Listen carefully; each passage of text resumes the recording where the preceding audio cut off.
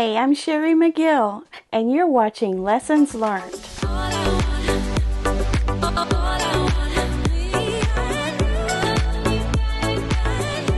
Hello there, welcome to Monday Quilt Chat. Good to see you again. Had an extra video for you this past weekend. Weren't you proud of me? I hope you all got to see that. It was Ernest Sewell's first design attempt on a little miniature block. Maybe not miniature, small block. Tiptoe tulips. So go back and see that if you haven't seen it yet. Just to kind of get an idea of how that little block goes together, and maybe you can incorporate that into some of your projects in the future. So I did a really good job on it, and yeah, it's going to be useful to us in the future on those projects. So I've been busy, but not super busy. I've been working on the commission quilt, the Adelita that I showed you the other day. Do I have the page? I don't have that page here, but this is the one that's the black and white quilt with the kind of caramel colored backing to it. I've been working quite a bit on that. There's a lot of cutting on that one, and I want to show you if I've got it here. The part that I have circled there, those are all the subcuts, all the cuts and subcuts that I've had to do. So it's just a whole bunch of different lengths of 3 1/4 inch strips. And I was reading the pattern through, because I'm getting ready to sew now. I've got all the cutting done, other than the binding and the backing. And I was going to put it together, and I see here that it actually goes together as 4 blocks, 4 sections, evenly sized. The design is a little different on each one as far as where those stripes go, but I think it's going to whip together pretty quick here. I'm keeping good track of everything this time. I'm tracking all of my time that I'm putting into it, timing that out and writing it down. And I've also written down the cost of all the materials so far that I've used, and I hope to get a good idea of what the final price will be for it. I gave her a range, and she said that was fine, so I'm going to try to keep it on the lower end for her sake, but I'm not going to cheat myself either. So yeah, that's what I'm doing with that. So I've been working on that quite a bit this past weekend. I think I put 3 hours in just on that cutting. So I didn't particularly finish anything or start anything new. Now I do want to talk about a couple of things that I mentioned Friday. As far as the sew along goes, I didn't really give you a very good explanation of how that sew along is going to go, but I will get the video out for you on Wednesday along with a PDF set of instructions and some illustrations. I've started working on that. I did work on that some this weekend too, as far as what the first block's going to be and what the overall design will be for the entire quilt. It will be, I'll tell you this, just to kind of help you get a little better prepared than the information from the information I gave you the other day, which was, after I watched that, I was like, I don't know if I even understood what I said. So anyway, it's going to be 12-inch blocks, 12.5 unfinished, and every other one will be a 9 patch. So you're going to have 5 rows and 5 up and down, 5 rows with 5 blocks.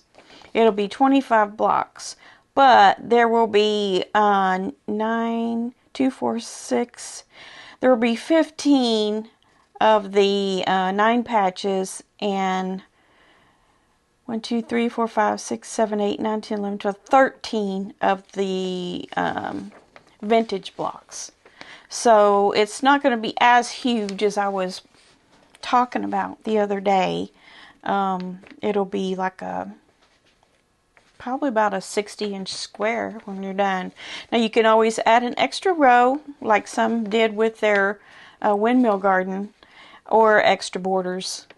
So I'm leaving the borders up to you at this point. So we're just going to do the center, the 5 rows of 5, and from there you can make it however big you need it. But the vintage blocks will be mystery, and you'll get one of those every week for 13 weeks instead of 12. So that's what I've got on that so far, and I also have the first mystery block finished as far as the design of it and how I'm going to write up the instructions for it. So look for that about Wednesday. Not about Wednesday, it will be Wednesday, because that's what I said. I am sticking to that. Okay, so there's a little bit more on the sew along, the vintage block sew along. And then there's a couple other subjects I wanted to talk about today. One was quilt kits. Recently, I think I shared with you, I bought this quilt kit from So Yeah Quilting. And it's a Riley Blake design. And it's called Machine Made. And it's got that little girl on there on the unicycle. Is it unicycle? Yeah. I don't know. She's just kind of a mechanical girl. And it's just really cute. And all the border fabrics that were in the kit have to do with sewing. And so it's just borders around that panel. So I went ahead and put that together.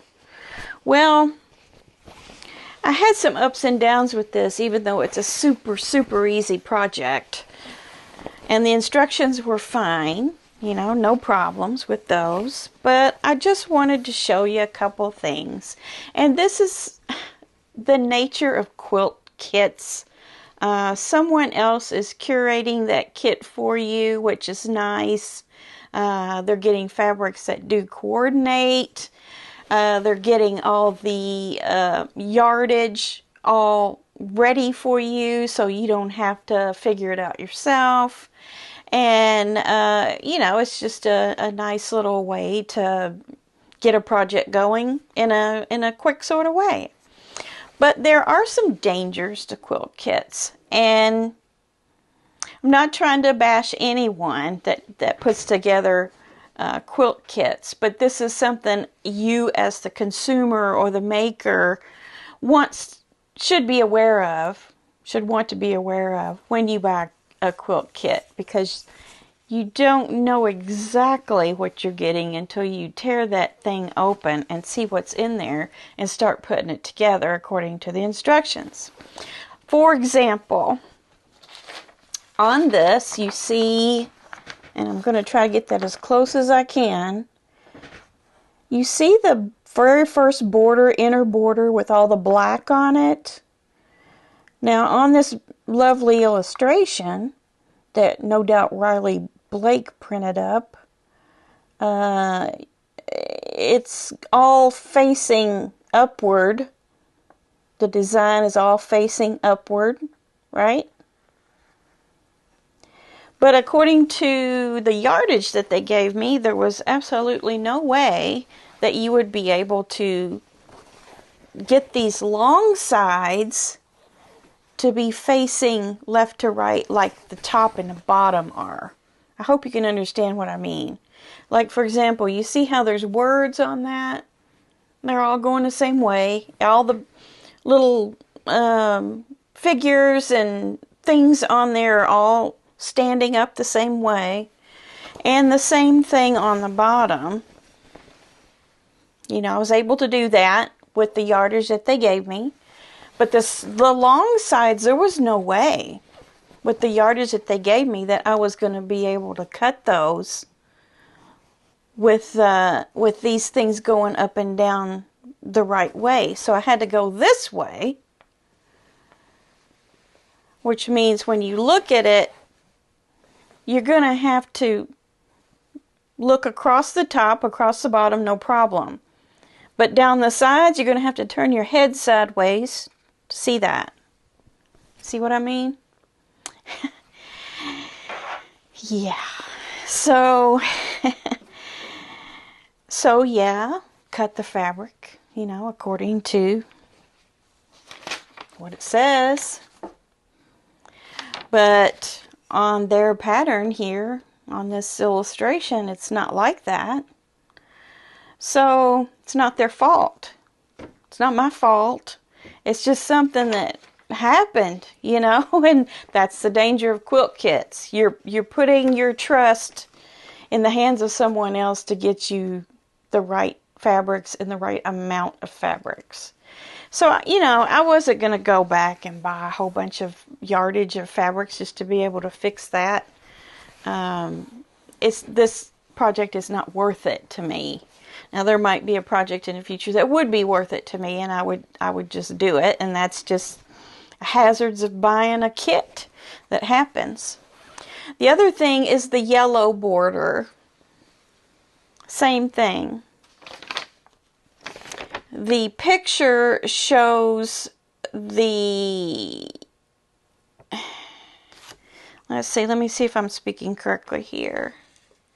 It's kind of hard to see exactly. No, this one they are doing it, you know, and probably rightly so because it's so thin. You know, the top is supposed to be one way and the sides go the opposite way as far as looking straight on at a tape measure. This is going sideways on the top and straight on the sides. But that's not the problem I have with it. The problem I have with it is the piece of fabric that they gave me was not straight. And I don't mean that it wasn't straight and that they didn't cut it straight. It was, you know, it's a linear type of print. And the piece that they gave me, the print was going sideways.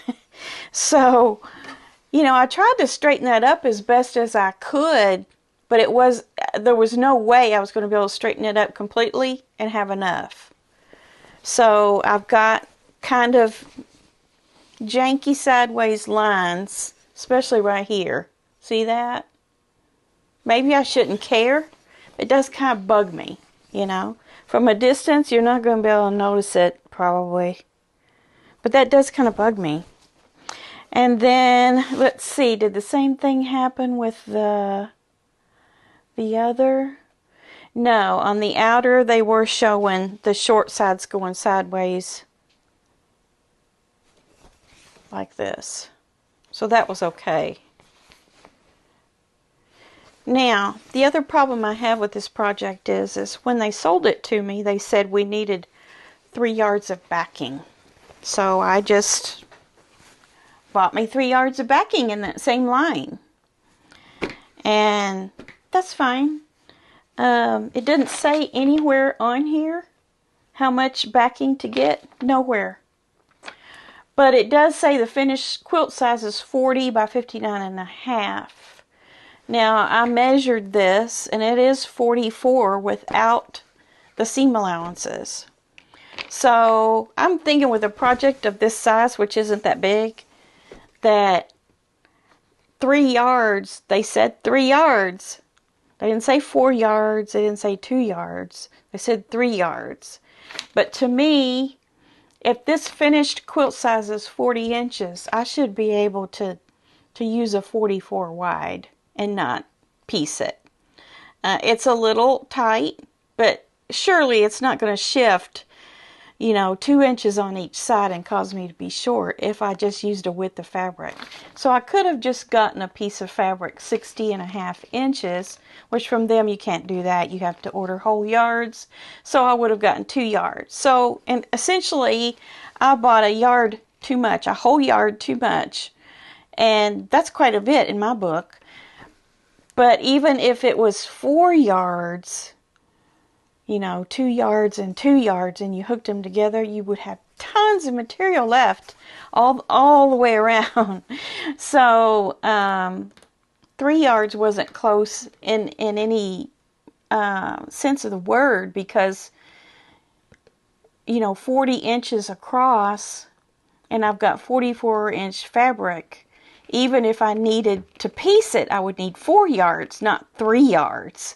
See what I mean? So, you know, I just took their advice to get 3 yards, but 3 yards makes no sense. It would be either get the 2 yards or get 4 yards. So anyway, neither here nor there. I am going to use this as my backing for it eventually, and I have they did give me plenty for the binding, which I haven't cut out yet. But my point is, you know, I still like this little project. It's fine. It's probably something I will hang here in the sewing studio. And, you know, it does make me less excited to get it done, though, because of these borders. So, the moral of the story is, buy quilt kits at your own risk, because you may not get exactly what you think you're buying. Buyer beware. So I wanted to share that with you. I like the convenience of quilt kits, but I also like to pick out my own fabric anyway. So I don't really buy that many quilt kits unless I find a real deal. This deal was like $35, and I thought, yeah, I'll do that. Now I did buy 3 yards of fabric extra, well, at least 1 yard extra that I really didn't need. So enough about quilt kits. Okay, let's see, what else do we want to talk about today? I have a list this time. Can you believe it? I made a list of things. Don't get behind on a block of the month. That's my next subject to go over with you. Don't get behind on a block of the month, because I've had that bite me before.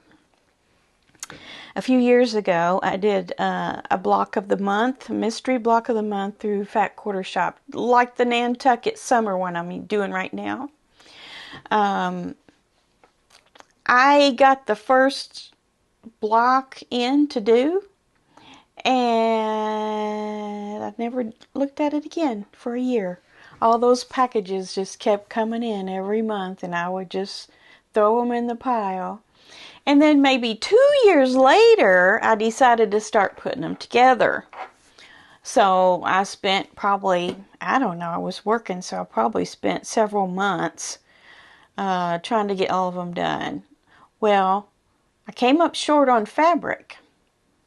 And you say, well, just get another piece of fabric. Well, that many years had gone by, probably 3 at least, and I couldn't get that fabric anymore. And here I invested all of this money into these blocks and a finishing kit, and I couldn't find this fabric. So I had to get a different fabric from a totally different line that was as close as possible.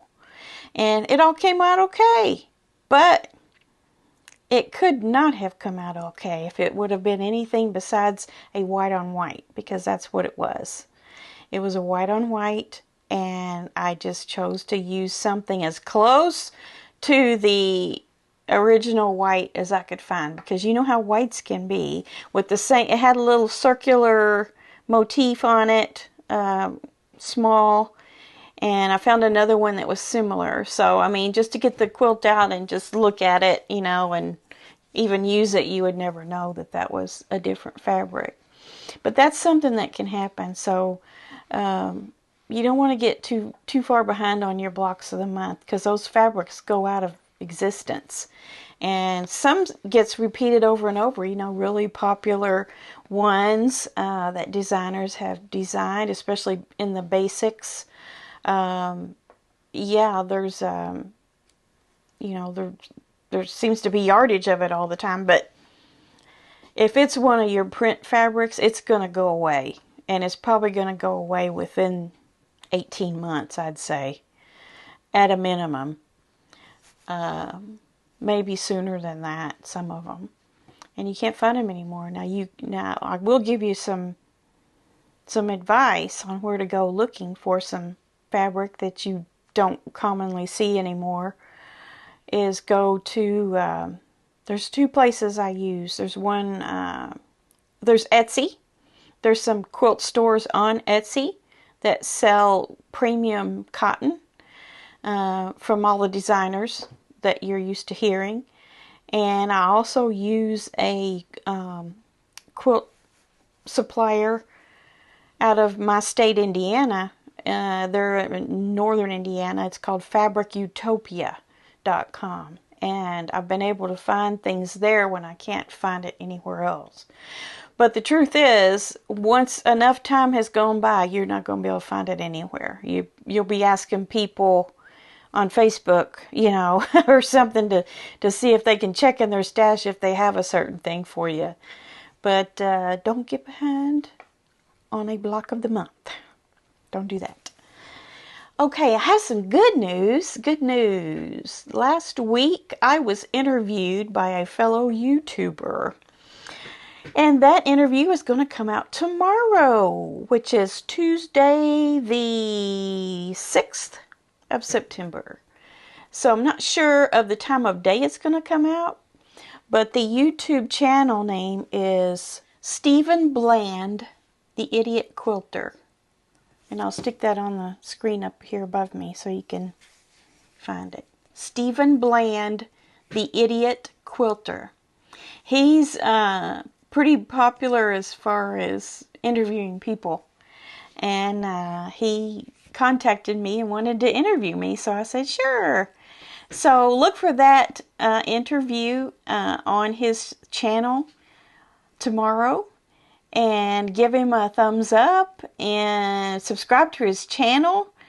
I'm sure it's going to help me immensely, him mentioning my channel on his channel. So show him some love and give him a thumbs up and subscribe to his channel as well. He's very interesting, and he's been quilting for a few years, not super long. He's familiar with sewing and things. He was originally an educator, but I think you'll enjoy the interview. It's probably somewhere around the 45-minute length. So be sure that you have a good long stretch of time to listen to that interview. And that's another thing too about YouTube.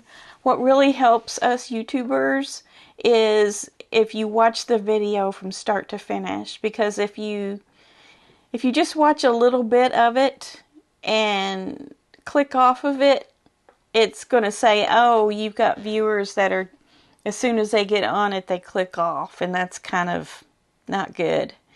So if you can find a stretch of time where you can just watch it all the way through, that helps all of us a lot.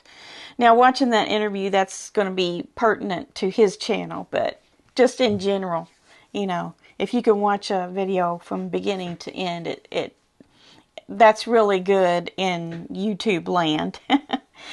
And you get better credit for things that way. More recognition, and you get recommended more, and you know, there's several factors involved. But watch the interview. I think you'll enjoy it. And I think that's about all I wanted to chat about today. Yeah, I hope this week is great for you. You're going to get to see a lot of videos this week. Today's video, and then tomorrow on Stephen's channel. And Wednesday, I'll have our first sew-along block ready and the instructions. And then I'll see you again on Friday for Finish It Friday. And I have a feeling I'm going to have a busy week, but I am going to get something done for you to see on Friday. And I hope you do too. And try to find a little time to sew. It's good for you. And we'll see you on the next video. Bye.